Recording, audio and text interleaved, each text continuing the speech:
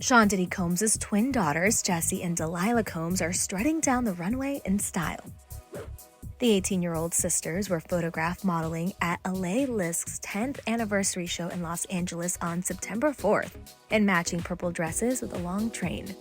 In the photos, the twins walk side by side with their hands on their hips, often smiling at each other as they stride down the catwalk. Once they got to the end, they hit a matching pose before walking back and giving the cameras one last pose before going off stage. After the show, they were all smiles as they posed with their brother Quincy Combs for pictures on the red carpet. Their modeling gig comes a month before their dad's scheduled sentencing on October 8th after he was found guilty on 2 counts of transportation to engage in prostitution. Since his conviction, he has been denied bail 5 times. He faces up to 20 years in prison, specifically up to 10 years in prison per count, according to NBC News. The outlet added prosecutors would seek the maximum of 20 years in total.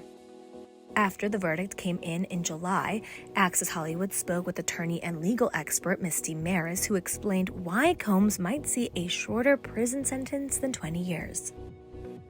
This was a stunning victory for the defense. Not guilty on 2 counts of sex trafficking, not guilty on RICO, guilty only on 2 counts of transportation to engage in prostitution. This was truly the best case scenario for the defense. And given what we saw play out during jury deliberations, the questions the jury was asking, the testimony that the jury wanted to review, it seemed like it was actually going to go the other way, and that Combs was likely to get convicted on those sex trafficking charges at the very least. However, that was not the case at all.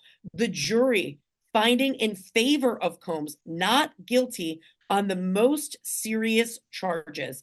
This was truly a victory for the defense. Because Combs was convicted of transportation to engage in prostitution, 2 counts, this is the lowest penalty of all the charges that he faced.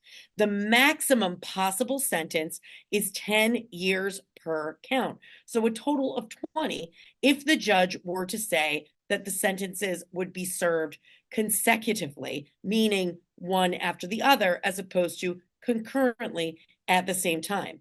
That being said, do not be fooled by maximum sentences. Those are the exception, not the rule.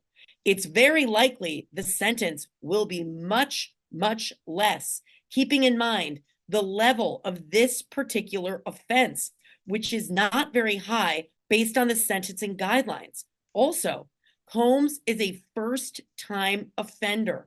All of these arguments are going to be made during the penalty phase, which is the sentencing hearing. And we heard the same arguments play out on behalf of the defense and the prosecution during the bail hearing. Prosecutors pointing to the violence that came out during testimony, and the defense pointing to the fact that Combs was acquitted on the charges relating to force, fraud, and coercion, and the ongoing criminal enterprise. Both sides present those arguments to the court, and that is foreshadowing what we will hear during the sentencing hearing.